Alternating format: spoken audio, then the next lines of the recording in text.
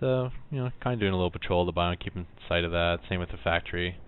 This guy gives me enough sight on the 2 central bases. So yeah, that's basically down to 3 bases. And my bases will be a little more saturated than his because he's spent more of his resources than I have. Well, even our first 2 bases, but I'm sure my 3rd base has more resources available than his.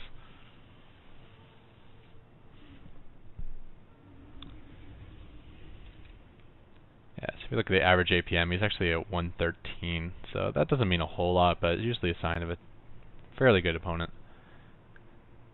If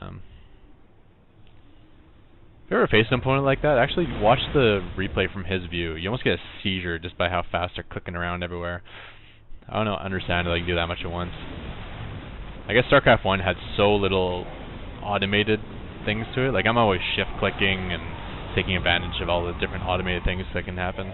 But in Starcraft 1, I mean, you had to click on every barracks one at a time to build a unit. You had to click on every SCV one at a time to put them to a mineral patch. And to really get good at macroing in that game, you had to have, like, crazy abilities. Pretty good EMPs there. Again, the Void Rays, I don't know what that... I mean, if you're going to attack straight on with Void Rays, you can pick a better unit. Like, put a Colossus in the back and attack straight on, and you're going to do a ton more damage.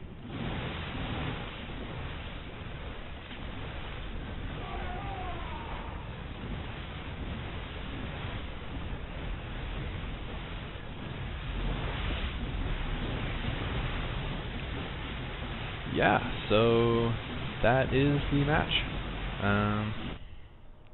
Probably would have been a good time for me to expand again, especially with how much I pulled up. But yeah, I guess the theme of this video is Planetary Fortress is obviously a massive disadvantage for you as Terran, just because of, like, think of all the mules you could have pulled up in Orbital Command during that time. You're losing thousands of minerals. So it seems like a terrible choice, but as you can see in a game like this, it's, you know, it probably bought me like an extra, like, kept me alive first of all, and then, like, I have an extra 12,000 resources killed, and I'm sure I can credit a lot of that to the Planetary Fortress. A little bit for the damage it dishes out, but mostly for the damage it absorbs. I mean, with the amount of repairing I did in this fortress must have taken at least like 3,000 hit points worth of damage. That's 3,000 hit points that weren't on my force. And then it also allowed me to stay in the game with an inferior sized army almost the entire match, while I took a tech and upgrade advantage. And while that kept me alive, once my upgrade advantage kicked in, and basically it was game over for me. For my opponent here anyways, Gemini. And yeah, Gemini, really cool guy, spoke to him afterwards.